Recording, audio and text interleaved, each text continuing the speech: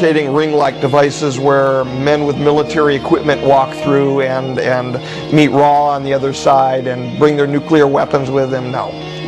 They were used for passing information and passing inhabitants this direction.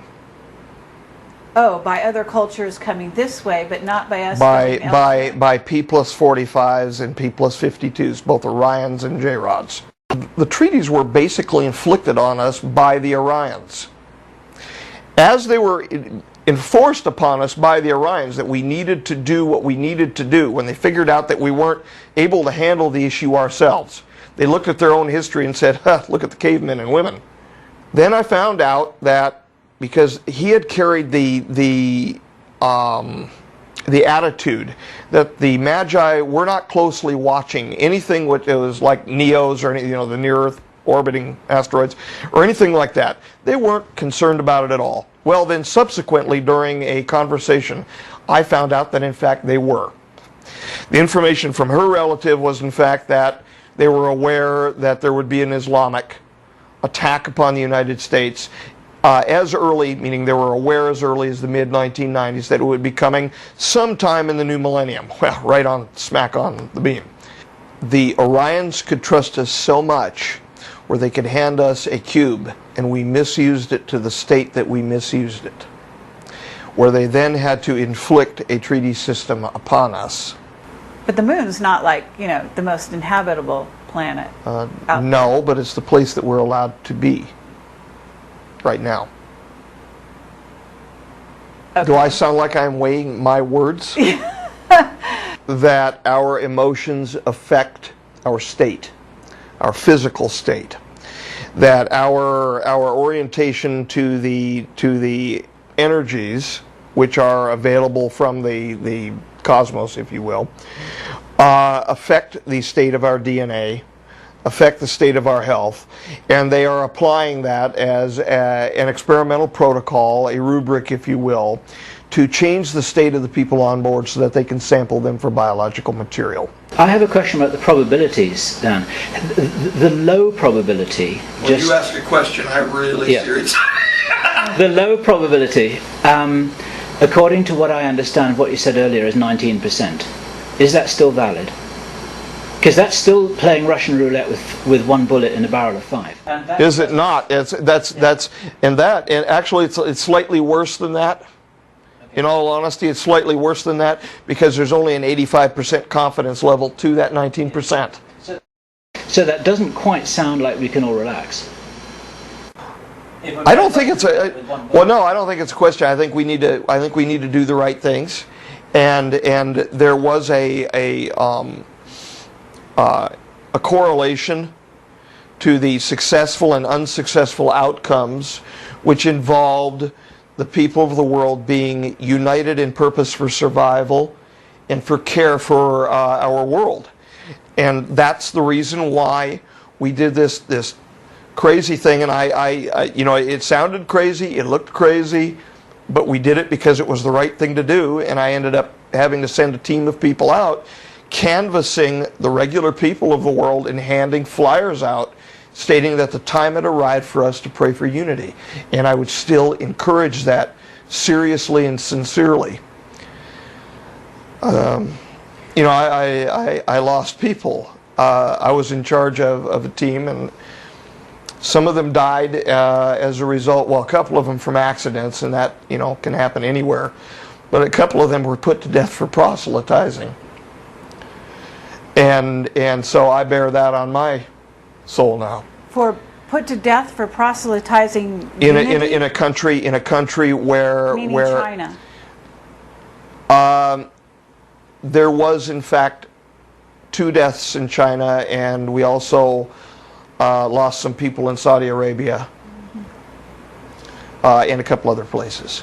I didn't make public how many all we lost or how many all we had, but they did their jobs, and the information was handed out, and we did the best we could.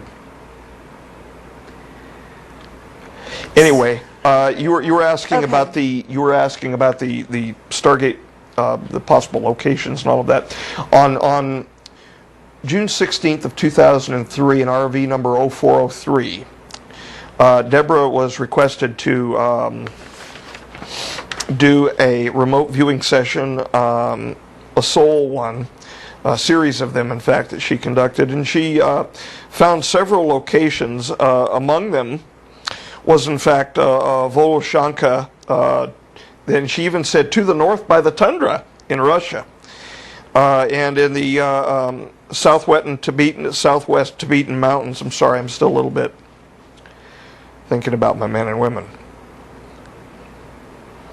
I don't know how to pronounce this. Mosjoen, M-O-S-J-O-E-N, in Norway. And that was a big hullabaloo.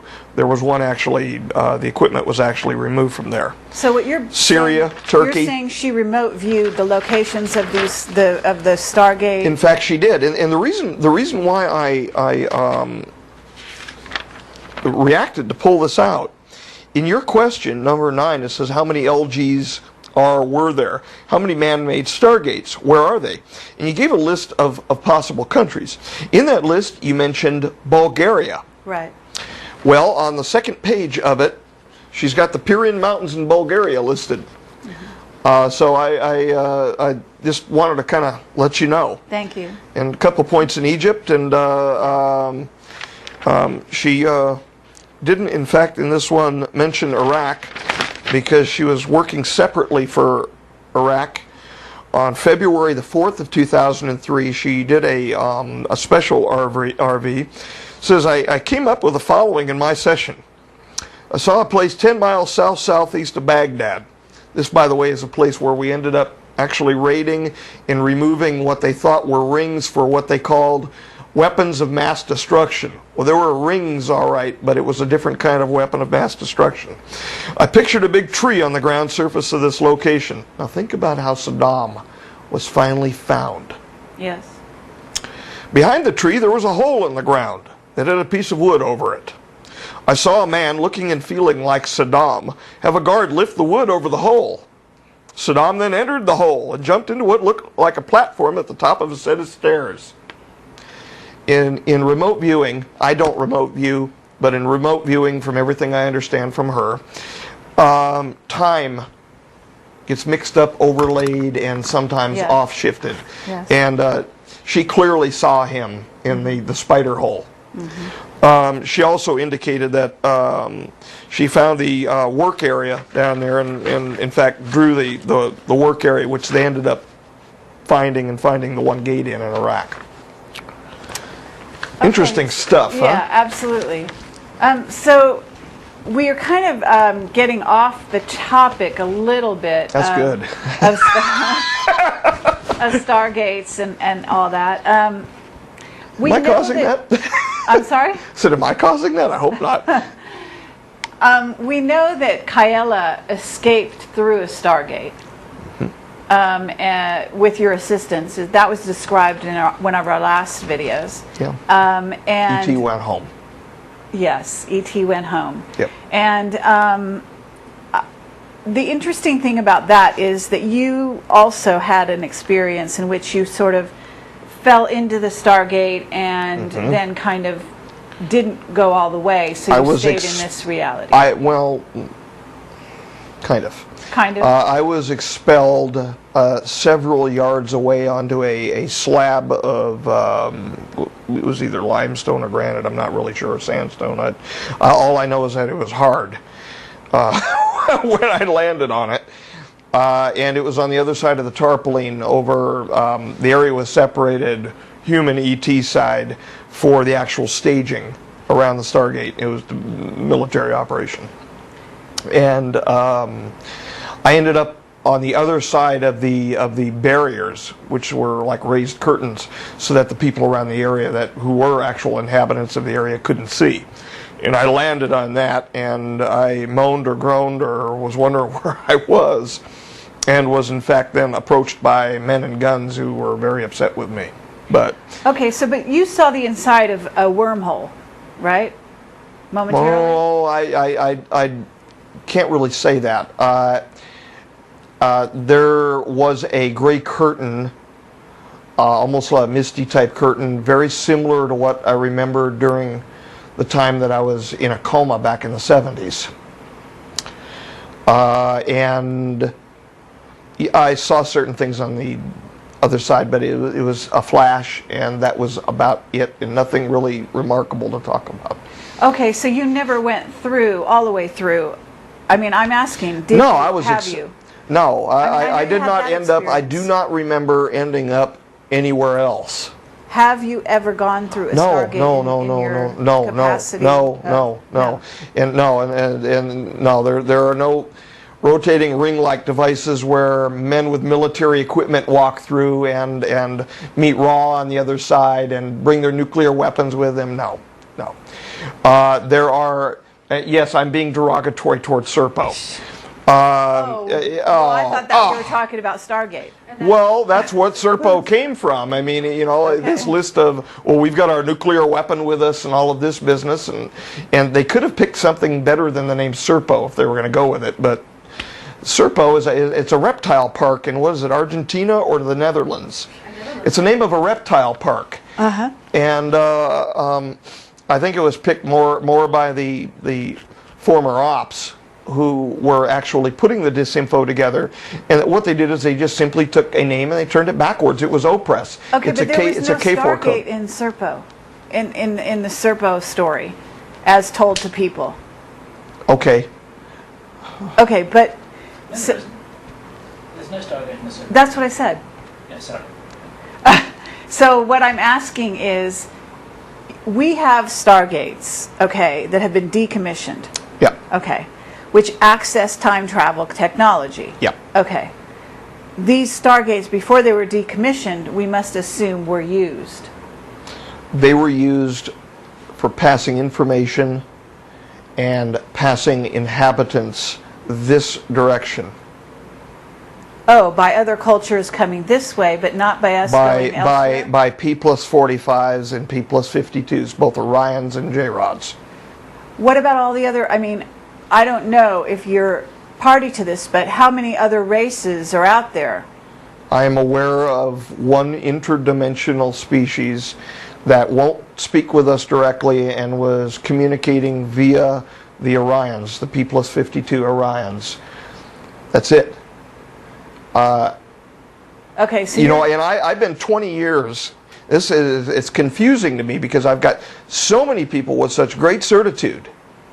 And I've been 20 years around these people, and either they were the greatest hiders in the world, even while drunk, and some of them drunk and recreationally drunk, and that's the way I should put that. Comes with large amounts of money. Sometimes they pay for products to make them feel good or whatever. I have never, it's been a joke. I hate to put it this way, but a lot of the UFO community, like to them, the stories have been a joke, and a lot of them have been proffered by the folkloristics unit in Majestic. They actually promulgated a lot of these stories, and now they hand me the bag to come out here and go, boo, sorry, the boogeyman ain't real, I guess. okay. The only thing that I'm aware of are the P plus 45s and the P plus 52s. The intergrades between them over the 7,000 years between them cannot be contacted per treaty. The P plus 52 J-Rods and Orions I'm aware of, and the P plus 45 J-Rods. At the time the P plus 45s were around, they were unaware that the P plus 52 Orions, which would then be P plus 45 Orions, even existed. They didn't even know that they still survived at the time. And they only found out as a consequence of coming here in the treaty negotiations. Okay, but what about you're telling me the Stargates were only used one way by... Used two by the ways, but one way by transport for delegates in. Okay. And that was only under extreme circumstances involving international uproar, where there were problems with the treaties. Aside from that, products were exchanged back and forth and information was exchanged. But it was deemed too dangerous to be handing people back and forth regularly. These things collapse, from what I understand, spontaneously. And if it collapses and you are not out one side or in the other, you're nowhere. Okay, so you're telling me that these people had such a conscience, they were not sacrificing Americans or other, or military people to test the Stargates? No. The treaties were basically inflicted on us by the Orions.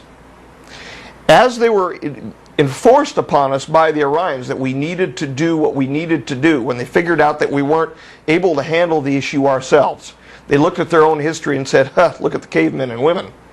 Okay? After we acted the way that we acted involving the cube and all of that business, they inflicted the treaty system on us. And they said, you will behave this way.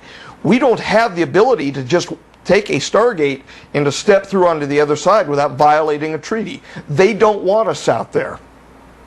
We are dangerous to ourselves. Okay. So why would we not be dangerous to another culture? They are sure as hell not going to let us off this planet. Can I ask you? Just ask about Montauk and about Henry's experience. Well, yes, but I still, believe it or not, I still have not read about what Montauk is.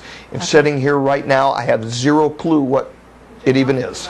Okay, that's cool. What about the Philadelphia experiment? You're familiar with that? I'm familiar with the reports of the USS Eldridge. Okay. I'm familiar with the unified field theory testing that went on. In fact, the unified field theory testing did go on, but it made something which was, from what I understand, radar invisible, but not involving everything that I've heard all of these other movies about people going back to 1941 and prior to Pearl Harbor and all of this business, and walk through the time tunnel and all of this. The information that I've heard from the military sources, because I asked when I was in there, because I knew about the Philadelphia experiment from way back from hearing about it, that it was a legit experiment, that there was a legit experiment that went on, but it provided radar and visibility, and it was an early cloaking system, and it was electromagnetic cloaking. Okay. Now I'm wondering what. Certainly, Kyella gave you sort of like hidden cards in your hand that allowed you to get information from Majestic, or to trade information with Majestic, such that you would learn what was going on in terms of the Stargates and various things. And if I tell you, that means I'm telling that camera right there. Yes. Mm-hmm. But if and that one. Recently, I don't know if this is in the public domain, but recently you found out that MJ1 had not told you everything about a certain incident. True. Okay, which was a incoming meteor. It was Apophis, and the big thing is the affidavit that I wrote and the dust-up that happened between he and myself was based on the fact that he said, and I told him not to lie to me again, and the reason why I told him not to lie to me again, it involved the time period where I was told to keep my mouth totally shut because of timelines. Then I found out that it was a bunch of garbage, basically just to manipulate me to keep my mouth shut. And after that happened, then more votes were taken, and then I was told to talk. I was given the orders to talk. Yo-yo, okay? When that happened, I told him, don't lie to me anymore. Tell me it's none of your damn business if you have to. I can accept that better than being lied to. It's more honorable. Sure. He said fine. Then I found out that because he had carried the attitude that the Magi were not closely watching anything which was like Neos or the near-Earth orbiting asteroids or anything like that. They weren't concerned about it at all. Well, then subsequently during a conversation, I found out that in fact they were. This caused a mild dust-up, which was then heightened because of information from her relative. The information from her relative was in fact that they were aware that there would be an Islamic attack upon the United States as early, meaning they were aware as early as the mid-1990s that it would be coming sometime in the new millennium. Well, right on, smack on the beam. That made it worse. I had told him that if he ever lied to me again, I would make him pay a price for it. The simple price was naming him. Okay. But And after that, reason- we've sent. There has been conversation with that particular individual since, and everybody's okay with everybody. I mean, 20 years, more than 20 years. I first met the gentleman at the back of the lambs in the museum. More than 20 years, since the mid-1970s. Relationship is not going to go by the wayside over a dust-up. Sure. I understand. But the reason I'm alluding to that is that here's a case where I know what you're alluding to. Okay. Where you don't know everything No, I don't. about what's happening. And you haven't necessarily been clued in to everything. No, I haven't. And so you are telling me that we don't go both ways in Stargates, and this is what you've been told. Mm-hmm. Okay? And you are telling me that there's only 2 races, maybe a third that's, doesn't have... 3 races plus us, maybe a 4th. Okay. So all I can say here is this is interesting because we have gotten testimony from a lot of different witnesses, people who have different psychic abilities, who have come from the inside, from Black Ops, like our Henry Deacon, telling us that we are accessing Stargates constantly and going, in fact, between the Earth and Mars and going between the Earth and the Moon, and possibly other places as well. In other words, not just that we're staying out of space or out of the Stargates because the Orions tell us to. Well, they were used. They were used in timeline number 2 to gradually access Moon and Mars. Now, there is a possibility that the information that he has or has to do with a future timeline. That would make sense to me on that level, but not on the level of, hey, honey, let's take the kids to Olympus Mons today.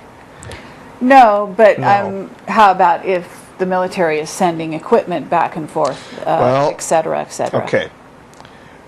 The Orions could trust us so much where they could hand us a cube and we misused it to the state that we misused it, where they then had to inflict a treaty system upon us. Are they running our country? Are they running No. our world? No. They're simply constraining what we're able to do. No, we're running our own show down here, meaning when I say we, I'm not talking about the common folks that are, like being starved to death every day.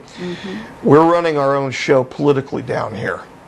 These statements about, well, these are mind-controlled this or that, automatons working for the ETs and the government. No. These are good-hearted and black-hearted people, both, all fighting each other to run the geopolitical scenario. That is an honest, assessment from what I've seen what's going on. But we are constrained as to what we're allowed to do. Meaning where we are allowed presently to off-world. I understand. Very nice. We placed our hands on our hips, and Underdog flew the American flag on the moon, and we showed ourselves so wonderful and all of that over the Soviets. But that doesn't mean that we're quite able at this point to go and camp out for too long.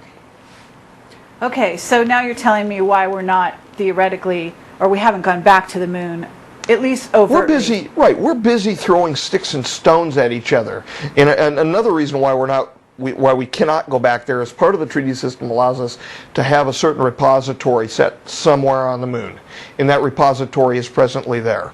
Okay. And that is in case the T2 timeline should eventuate, or there should be a geological or a global catastrophe of like size. Okay, which And is it's the there. arc, what you called the arc. Yeah. Okay, which, from what I understand, used to exist here on the planet. Well, in several pieces. Right. Okay, so they took it up to the moon somehow.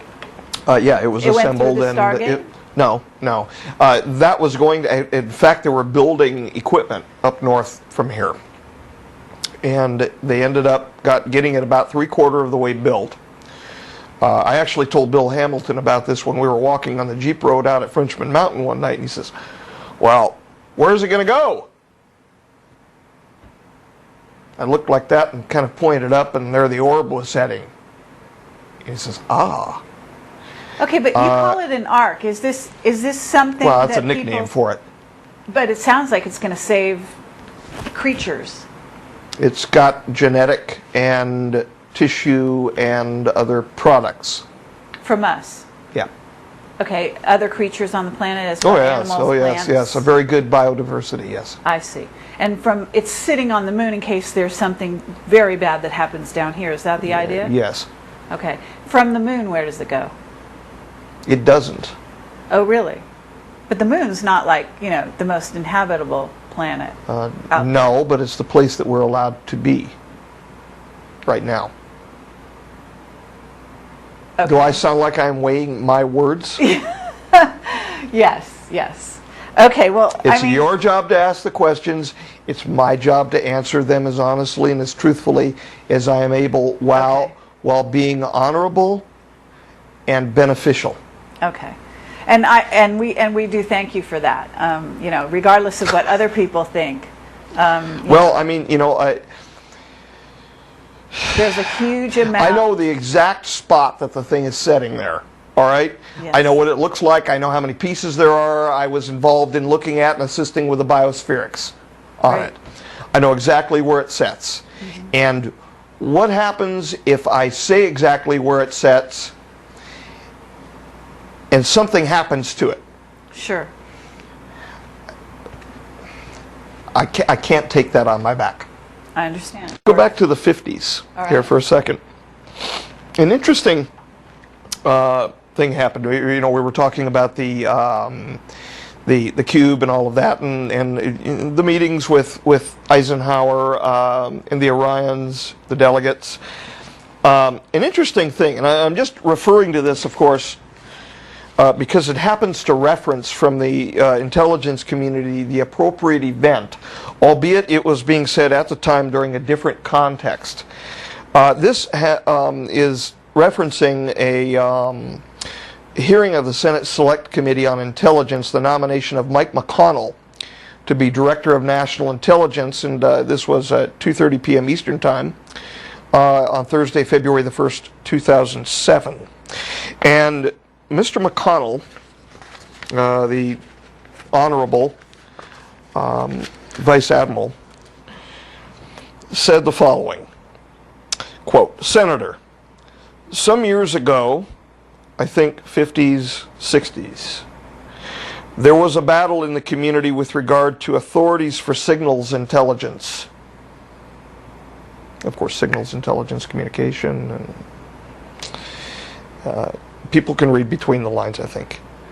And decisions were taken finally to cause the director of the National Security Agency to have responsibility for signals intelligence, or SIGINT, as we refer to it, with regard to establishing priorities overseeing the technology,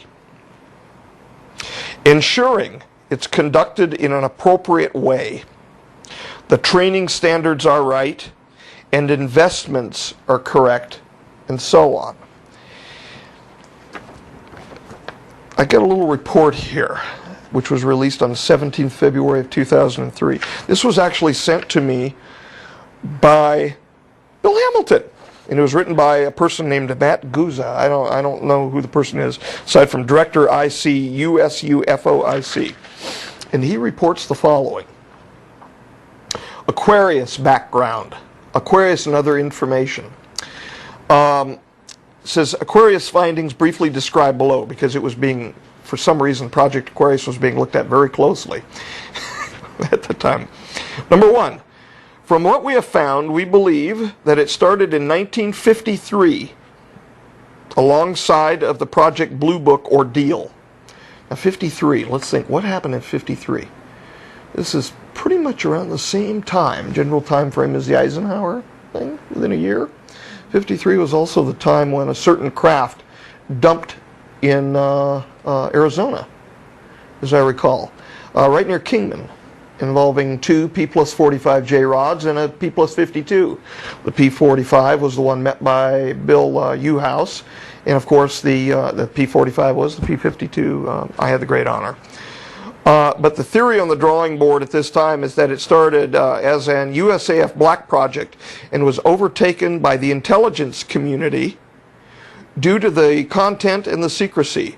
From investigating the past interest of the USAF and UFOs, it seems that the USAF weighed their investigation too much on non-scientific data. This would explain the need for the intelligence community investigation. So we can read between the lines here.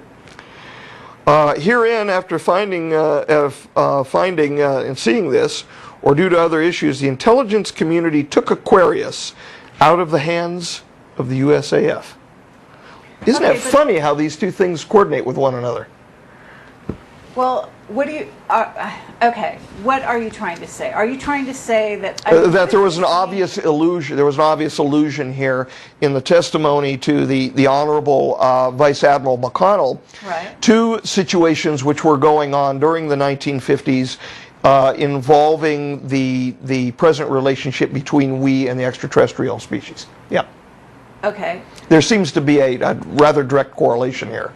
And then the fact that later on during the intelligence community interview of Mr. McConnell, there was even an allusion to same time period. Well, to timeline changes. Senator Rockefeller. This gives my heart good saying his name. I regret to say that my time has run out. And I think somebody's manipulating this clock, because that much time hasn't gone by. Oh my heavens. And then a woman walked in who was from another committee. And that would be Susan Collins, I believe. But the fact that there was a manipulation of a clock comment going on and this, and there are several, well, I've got it tabbed up as to the relationships here, but what I'm trying to, I guess, show the folks is how things are said publicly. Yes, absolutely. So, but what is interesting is how many in Congress know what's really being said. Well, the head of the committee here, this committee was chaired by John D. Rockefeller IV, Democrat of West Virginia. And there is I have no doubt that Rockefeller is in the loop. But well, I have little doubt that he is in the loop as well, and may have been in the larger loop as opposed to not the Majestic 12 loop. Anyway, being a member of the Illuminati. No. There was a larger group that existed between 63 and 67 properly in approximately 2002 called the Committee of the Majority. Oh, okay. Okay, well then, all right. I mean, you know, you got people like Rockefeller that can call the war that happened in 1991 as the Persian Gulf Procedure. That's right, he actually called it the Persian Gulf Procedure. Fascinating. Wasn't a procedure that I was in, but anyway. Okay, well, we've heard that since then it's now called, there's 40 members, and it's called, isn't it the PI 40? That's an old name? That's an old name. That's an old name. That's an old name for it. So what you're saying, or what is being said here, is that there is some catastrophic events that have been mitigated to some degree, hopefully, by a certain amount of unity on the planet and a certain amount of effort towards the positive. And I'm assuming and removal of equipment, yeah. Okay, but they removed the equipment because the equipment told them to remove it? In other words, they removed the equipment because the history indicated that the equipment was operating during the time of the catastrophe and was a proximate cause to the catastrophe by increasing the amount of energy into our asthenosphere and causing a global catastrophe. Well, it's just that. In a sense, the equipment was telling, you know, it's almost like... well, it was the equipment and it was the 2001. delegates. It was also the delegates to the treaties and the representatives, including Kaela. The Orions were saying, hey guys, it's the equipment, shut it down and you'll have better luck? They were the leading force in that, yes. Really? Okay, now I'm going to ask you something that may come across a little controversial, but What? No, we have been talking about such prosaic items all evening. No, but I'm not certain I what could. makes you think that they had our best futures in mind when they told us to turn that equipment off? In other words, why should we believe them? Well, we should believe them simply because of the possibility, and because we're talking about 4.5 billion up to 5 billion people here. All right. Now, let's think about this for a moment. If we leave the equipment in place and nothing happens, so what? What is the harm in removing it? Right. Now, that would be the corollary question to the question that you just asked. If they don't have our best interest at heart, how would our removing that equipment prevent the catastrophe that we're hearing about from 3 different cultures, meaning the Orions, the J-Rods, and the J-Rods from earlier times? How would removing that equipment approximate the catastrophe? Only leaving the equipment in place would be the dangerous move. So there's no harm in unloading a gun, but there is a possible harm in having it loaded. Sure. It's like the joke of believing in God. It's like the Sufi joke about whether you believe in God or not. If you don't believe in God and there is no God, there's no harm. But if you do believe in God and there is a God, it's going to be a good thing in the end, right? Well, it may take you a few more trips back, but okay. So I don't know. That's up to God. Right. Well, in a sense, that's what you're saying. This is an issue of practicality. Yeah. If we have a piece of equipment there that could possibly cause us harm, let's say they're wrong and it doesn't. You better pull it apart anyway. We're talking about the consequence of nearly 5 billion people. Okay. What about we would be the stupid idea, not to, in other words. Okay. What about the natural stargates that still exist on the planet? What has been heard from my background concerning the natural Stargate issue is what was going on at Frenchman Mountain. And to access that, they were using one of the Stargate devices. They had it hauled out there. Okay, I mean, for example, Sedona has several vortexes. Oh, sure, they're all over the place. Yeah. And there are several natural vortexes, just to create, even a cyclone or a hurricane creates a sort of a vortex. Sure. Okay? Sure. Through which certain races can travel in their ships, it is said. Okay? Okay. Do you have anything to say about that?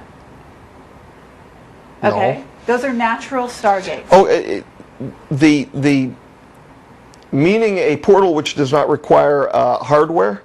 Sure. Oh. I don't know. Okay. I don't know. Well, I guess I could probably make some sort of a comment relative Lotus. There's a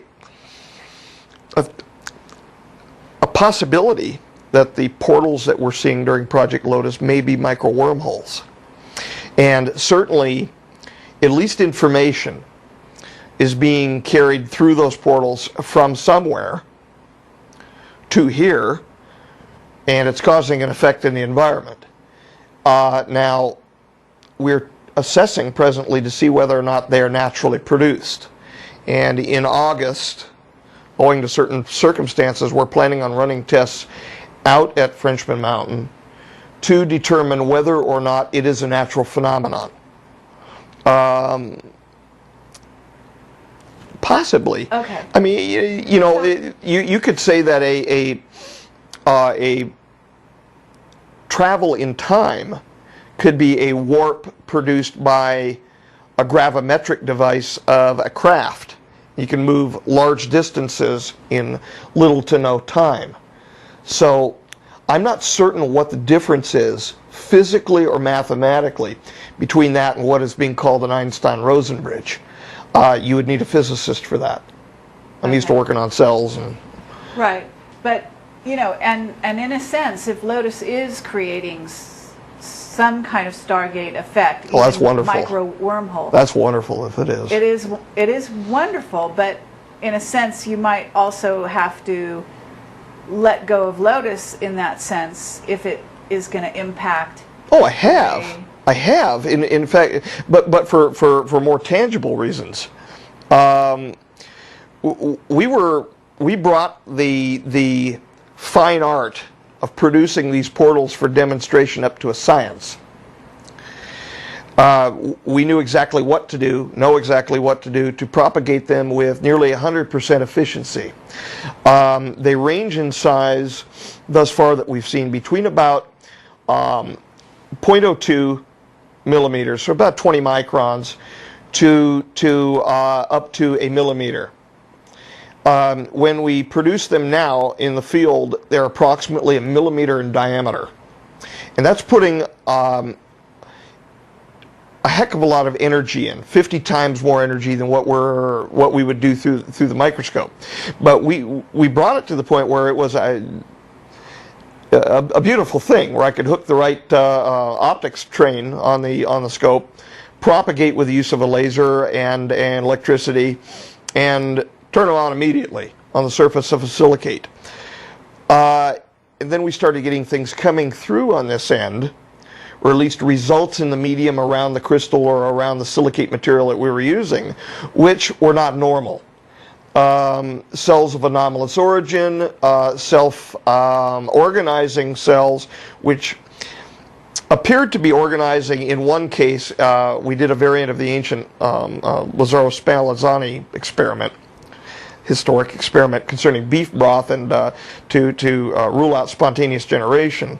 And we had a very nice AB neuronal type pattern formed by cells that were self-organizing, and there were clearly morphologically they appeared like neurons in this soup that we had, and so we had some real problems developing. We had two other consequences where we had what were produced were anomalous cells of unknown quality and coming through. Well, what we had is we had an organization, I think, going on this end.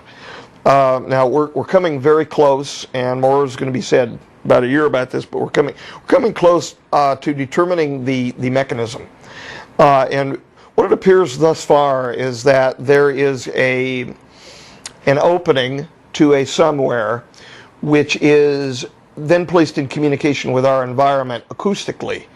And then there is a series of reactions with microshards of silicate material or microshards of quartz in our environment, which then become actually spontaneously or nearly so enclosed with material from our environment, and they move off to various locations and actually have effects on target cells in our environment.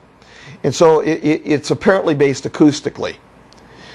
Okay, but that's understandable, although it's complex, and I'm not a biologist, so I don't pretend to understand all of it. But I understand where you're going with this. But in essence, to get back to Stargates, because that's the subject of this. Really? Am I still? No, you're there. But the thing is that what I'm curious about I'm loosening the lock on the camera, so it gradually. is I'm actually curious whether or not these natural stargates that do occur in nature are not being accessed by beings, whether they be the Orions or whoever, at will, into this dimension. I've got no information that the P-52 Orions or P-52J rods or the P-45J rods are accessing such a system, save the use of time travel technology, gates to move from one spot to another, and then the use of craft for moving from there to here. Meaning from a spot in reticulum, for instance, to a place in the Aquarius system, Gliese, or however it's properly said, and then which is the origin of, from what I understand, of Project Aquarius itself, because they were known to be coming from that direction, and that is, I believe, in the Aquarius constellation. But because they're not they use craft then to move from there to here, but they're using a gravimetric technology to warp time space. So I suppose that could be the same use, but I don't think it's a situation kind of like you walk out into a wilderness and you see a whole parade of people coming through a Stargate with, four heads and 16 eyes and things like that. What about a whole parade of crafts? I don't know. Okay. It's the best answer I can give. Most honest one I can give. I don't know. I have not, in 20 years of history, of history with Majestic, heard of anything like that from them, meaning as part of either a treaty system or an ongoing operation. However, I've also heard reports of craft being seen in the sky. I've seen craft in the sky, which I was not, directly involved, like the May Boyer Park incident in '73.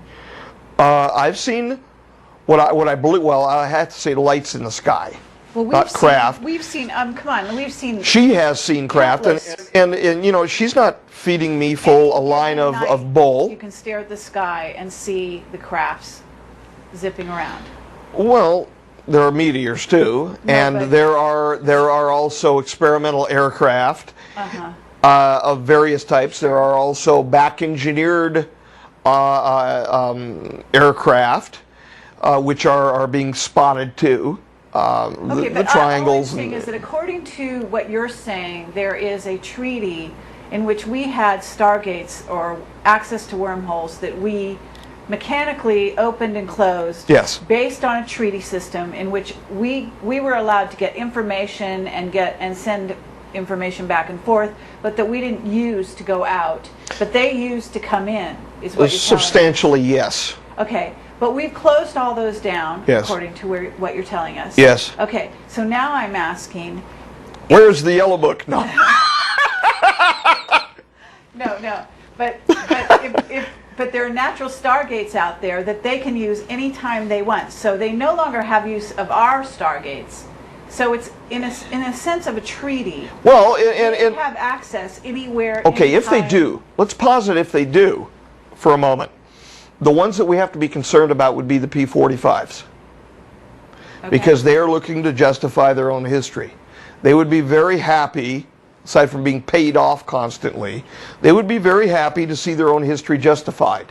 How are they paid off? They're paid off with technology, with assistance. In the past, they were paid off with a certain number of abductions per year. What would they do with those people? Aside from a longitudinal genetic drift study, that's enough.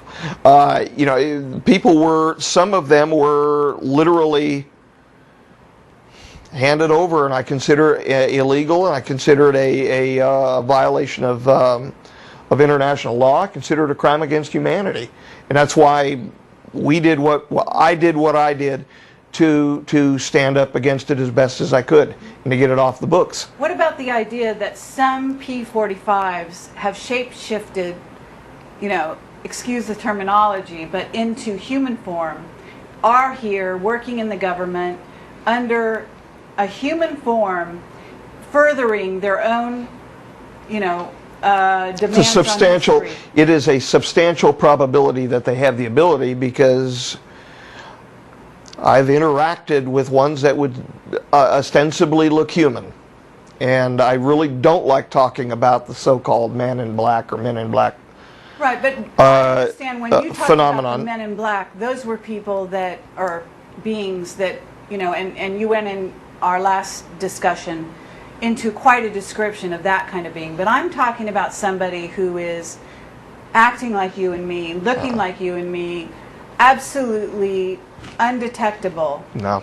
And still could be furthering, or could even be... If they are, they're not J-rods. If they are, they're not J-rods. Orions, possible. They are very, very brilliant people. The very short interactions that I had with them, I was impressed, whereas I would not want to be spending that much time around P-45s at all. I would have enjoyed. In fact, I would have felt privileged speaking with them further. Are you talking about, when you say Orions, are you talking about the Nordics? I think that's how they're usually they've been called talls or tall. Yeah, but I mean, they're camera's sake. essentially you know, the anthropomorphic, very tall human beings with blonde hair, very large eyes, very blue, pretty eyes, larger than our eyes as in ratio to cranium size. The orbits are larger, etc. Just brilliant. Just absolutely brilliant people, and what I found most intriguing about them is how they modulated what I consider their brilliance through emotion. The emotions coming from them were so less rudimentary, they were so more complex than what even I experienced with Kaela. I would have really enjoyed spending some more time with them. Okay, but they're here on this planet interacting with us. Isn't Well, they interacted with us. I'm not certain if there are presently any on Earth or not right now. Okay. I would say that you know, they're 50,000 years, a little more than that, ahead of us. Given the similarity between body structure, between size even and body structure, cephalothoracic to thoracic ratio, similar enough. I think they could probably, if their eyes didn't look the way their eyes look, they could probably get away with walking around. Okay. But their eyes are, they're way larger than ours, and they look like, essentially like these Bratz dolls that the little tween girls are going after nowadays. You know, the eyes are too large. You see these eyes, these hyper-sized eyes.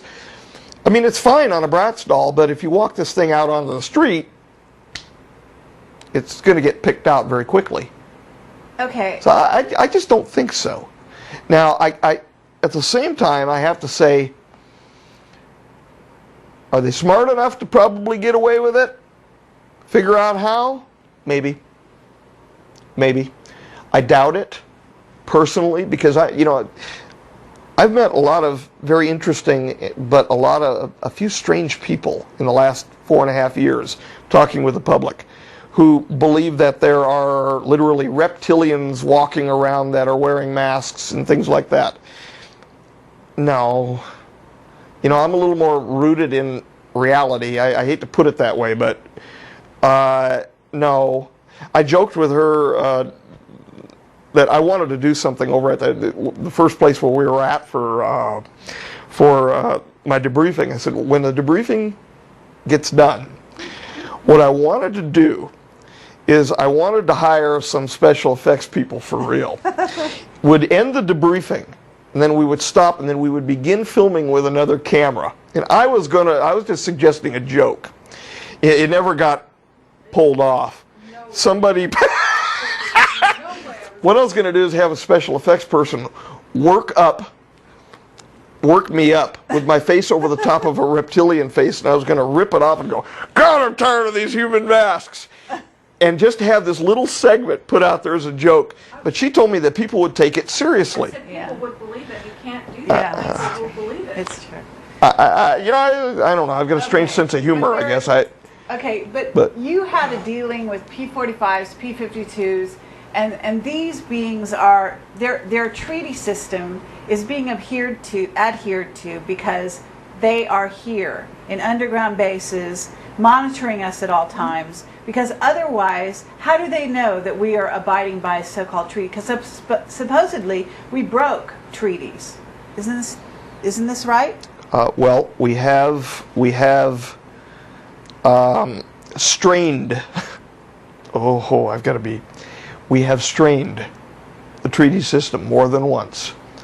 So have the P-45s. Right. So we have in fact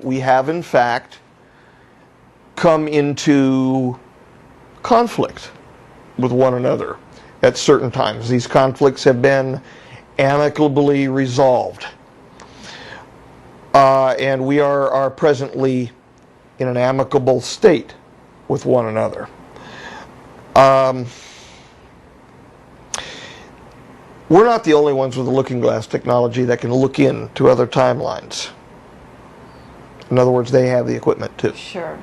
And so it's not that difficult for those who might be wishing to enforce the treaty on their great-great ancestors, to look into the present time as an expression of them looking into their own past and watching it change. Okay, so in a sense you're saying they know what we're going to do before we do it. They know the probabilities, and so they are substantially capable of interacting with us if they feel that those probabilities are moving to eventuate their own history as they have it written for them as being Okay, an so outcome. And in other they words, find that, the they're P-52s find that as an unacceptable outcome. So they're pushing their advantage whenever they can.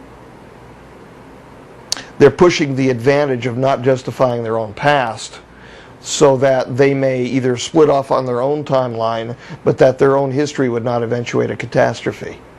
Now, if you consider that pushing their own advantage, sure. Now, the P-45s, the characterization that you placed pushing their own advantage, I would say that was an appropriate characterization. Well, I was that they would be, talking about that. yeah. The P-52s are much more amicable and a little farther along. I just say that they're a little more spiritually adept, the P-52 Orions, certainly more than the P-45 J-Rods. They're extremely mechanical, very, very logical, yet ruthless. Extremely. You're speaking of the P-45. Yeah, they have no problem picking up somebody like me out of the middle of a park and shoving a probe up his wazoo to test him. Yeah, they've got no problem with that at all.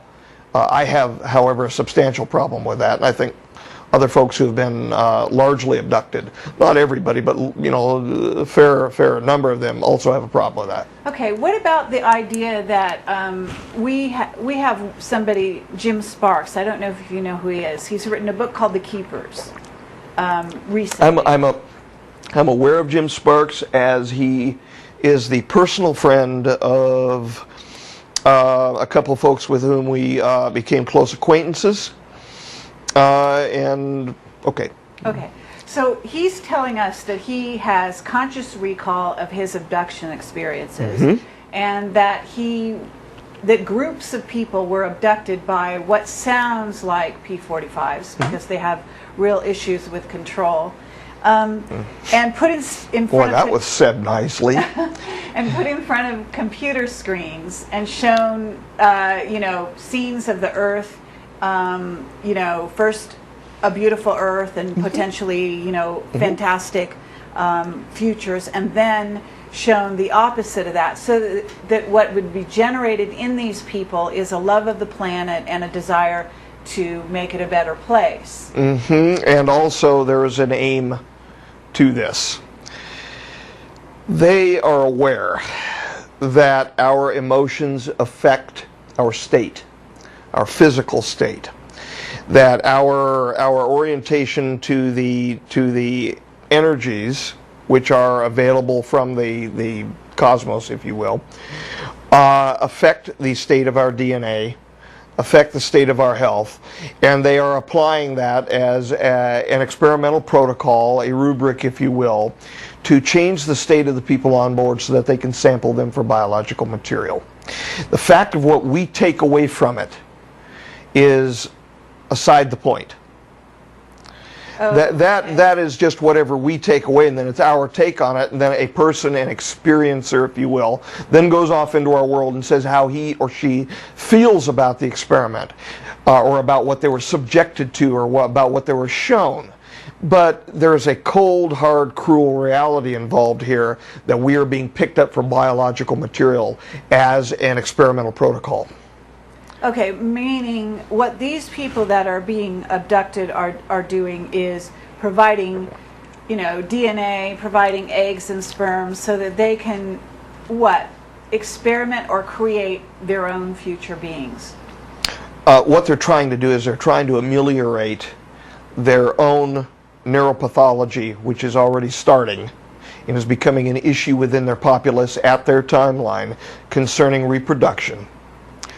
But how as many a people do they need to figure that out? well, as many as what they wanted to take until they get the answer figured out, and they really don't care because it's the old proposition of the anthill along the side of the road in Africa. You know, we are to them, from their perspective, the ants on the anthill, and how would we feel about stepping on 1 or 2 ants or a few million ants out of an anthill? It may cause a few people with, I consider, higher intelligence, some moral problems just stepping on them, but, you know, how much would we really care about that? They feel that way about us. They want to use us as biological material, watch us get destroyed to justify their own background, their own history, and at the same time take the biological material from us and solve their own personal present problems. Okay, but how are we fighting them? What do you mean? In other words, you've just told me they have a tremendous amount of control. They're abducting huge number of people and they're continuing their experiments. Well, they have. The numbers who are being abducted now are not treaty related. In other words, there is nobody being taken presently. 0 authorized by treaty. I can't stop them from taking people out of their beds at night, but I did influence the other. Is it rolling? I'm rolling. Yep. Because H.G. Wells, the epilogue in his Time Machine, I read the Time Machine by H.G. Wells. I keep this on my desk. Okay. It says, one cannot choose but to wonder, will he ever return?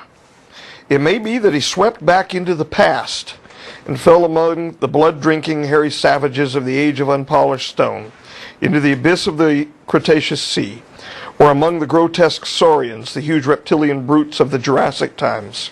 He may even now, if I may use the phrase, be wandering on some plesiosaurus-haunted oolitic coral reef, or beside the lonely saline links of the Triassic Age? Or did he go forward into one of the nearer ages in which men are still men, but with the riddles of our own time answered and its wearisome problems solved?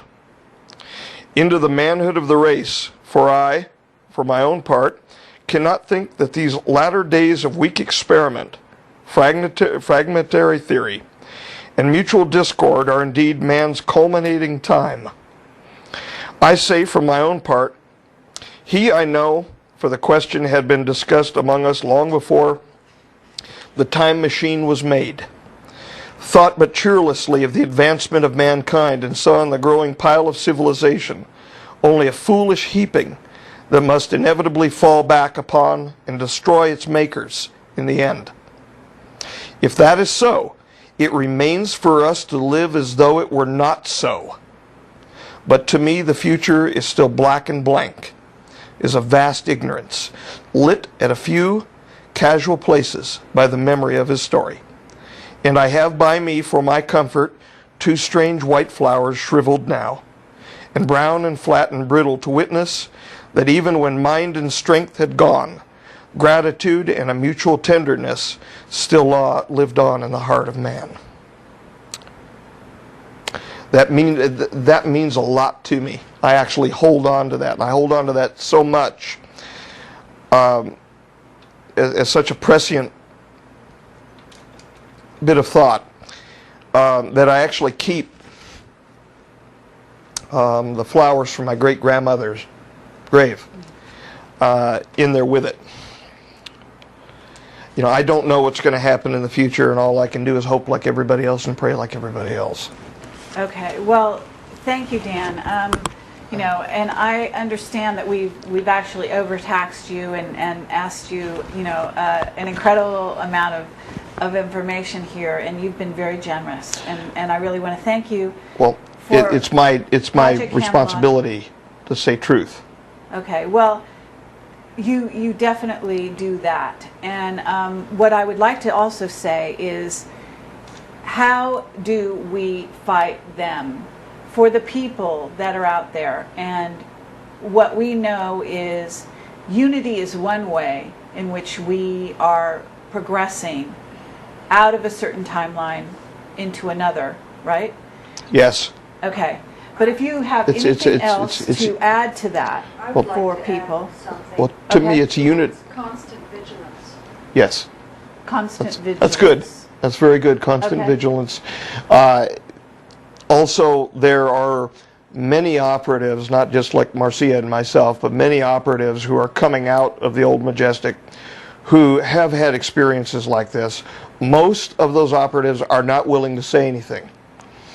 However, that doesn't mean that they're not doing things.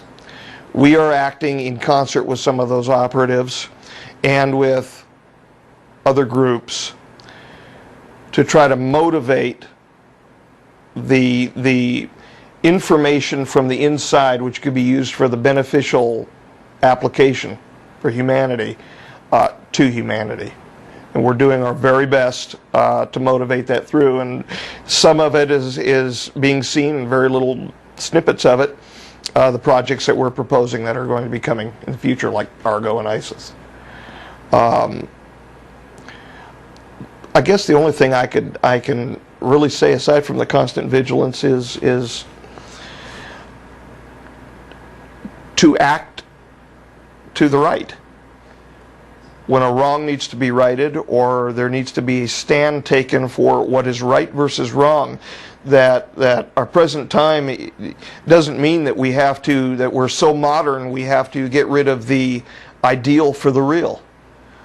We create our own reality, and so we should, in my view, act toward the ideal to create a better real for ourselves.